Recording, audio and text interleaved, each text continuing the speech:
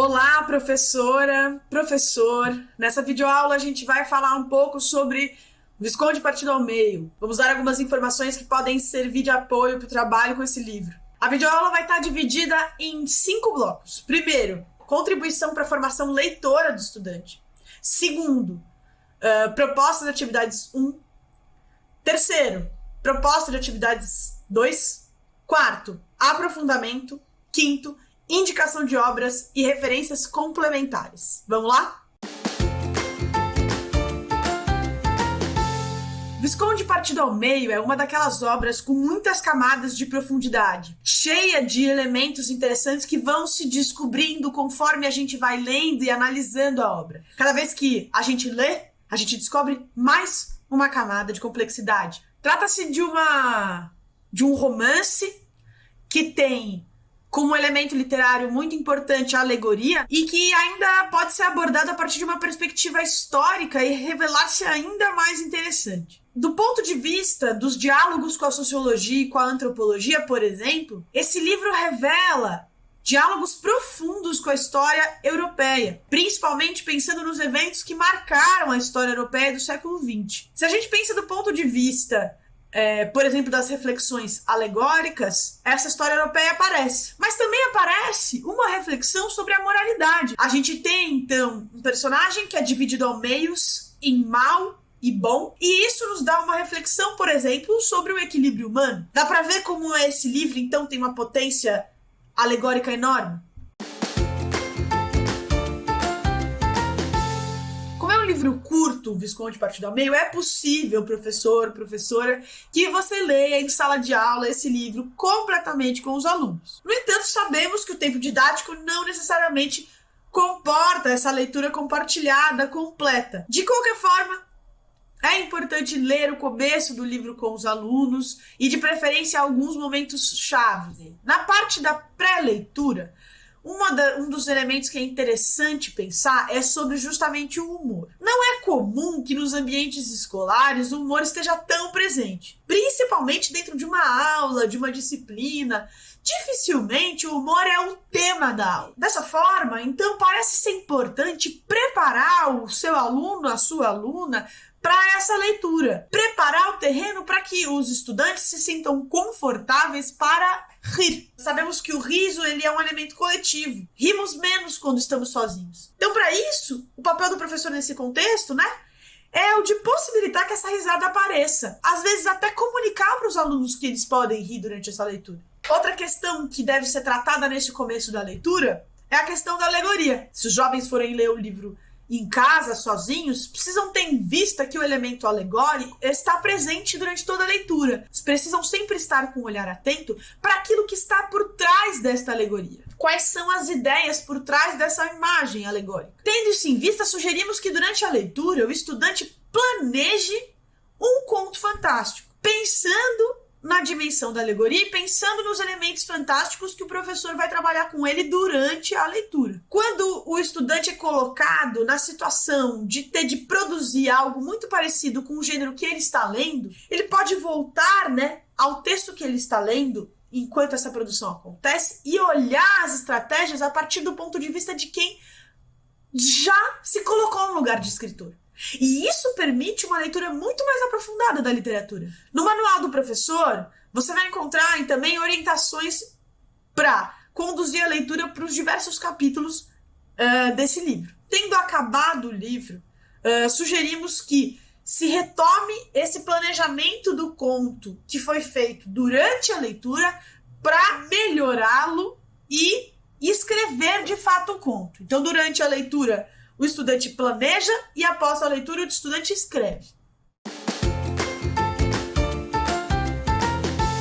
O Visconde partido ao meio tem muito a ganhar como leitura se levar em consideração o contexto histórico no qual a obra foi escrita, ou seja, o pós-guerra na Europa. Lembrando que o Italo Calvino é um escritor que viveu toda a sua vida na Itália. Sugerimos então que exista um momento de pré-leitura, de contextualização histórica do que estava ocorrendo no período em que esse livro foi escrito, levando em consideração principalmente os eventos das 2 grandes guerras mundiais. É possível também falar sobre o regime fascista de Benito Mussolini, que foi um dos marcos mais importantes da história italiana, e no qual Italo Calvino estava presente. Durante a leitura, há uma quantidade diversa de relações interdisciplinares que podem se estabelecer. Sugerimos que se faça, dentre elas, um olhar para como a ciência aparece retratada nesse livro. Tem 2 personagens que fazem refletir muito sobre isso e que podem ser encarados como alegorias do comportamento científico no período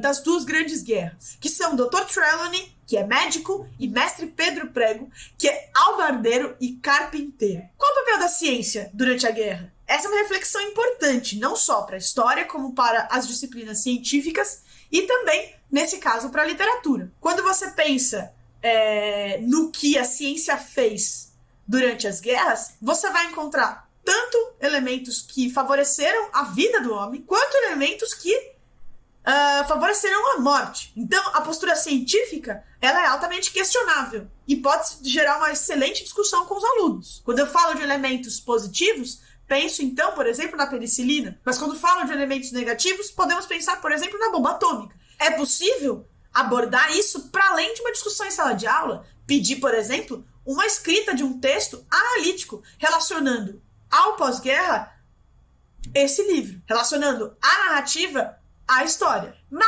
pós-leitura, sugerimos que se entre numa relação entre a arte e a guerra, entre as produções artísticas dos períodos de guerra. Como produzem os artistas, sejam eles escritores, cineastas, artistas plásticos, como produzem os artistas durante a guerra. Há uma série de exemplos de artistas importantes que podem ser vistas no manual do professor e que servem ali como sugestão para a abordagem desse tema. Qual o papel também da arte durante os períodos de guerra? A gente sugere que vocês também tentem desenvolver um trabalho de representação através das artes plásticas. Pode-se pensar, por exemplo, em conflitos que estão em curso no mundo contemporâneo e representá-los através da arte, pensando no diálogo sempre entre arte e realidade. Italo Calvino foi um escritor que ampliou o seu processo de escrita para diversos campos. Houve um momento da sua história literária em que ele se dedicou mais a um realismo, um neorrealismo em voga no momento em que ele estava escrevendo na Itália. Mas depois, através das suas investigações literárias, partiu para um campo da escrita fantástica. Essa escolha é uma escolha que complexifica a obra do autor e traz de maneira muito interessante estratégias literárias. É como se, através das narrativas fantásticas de Italo Calvino, ele apresentasse uma realidade invertida, uma leitura da realidade através do exagero, da fantasia. Através dessas imagens invertidas, exageradas, de um universo tão fantástico quanto o do Visconde partido ao meio, ao contrário de nos distanciar de nós mesmos, Italo Calvino promove um encontro da gente conosco mesmo. Como se aquele livro fosse, na verdade, um espelho social, antropológico e até psicológico da nossa realidade. É claro que ele se encaixa no gênero romance por conta do fato de que tem ali, além de uma narrativa, além de um conflito principal, conflitos adjacentes que vão se desenrolando durante a narrativa. Mas não dá para limitar Italo Calvino, não dá para limitar o Visconde partido ao meio a um romance e ponto, acabou. Nós temos ali outros gêneros que invadem essa narrativa além do conto fantástico, como, por exemplo, as narrativas fabulares, as fábulas. Por que eu digo isso? Porque existe uma dimensão moralizante na sua obra. Uma dimensão não moralizante no sentido de, como as fábulas, passar uma lição, mas de questionamento da bondade, da maldade, dos vícios, das virtudes, do equilíbrio humano. No manual do professor, você pode encontrar diversos materiais que podem enriquecer a leitura de O Visconde partido ao meio.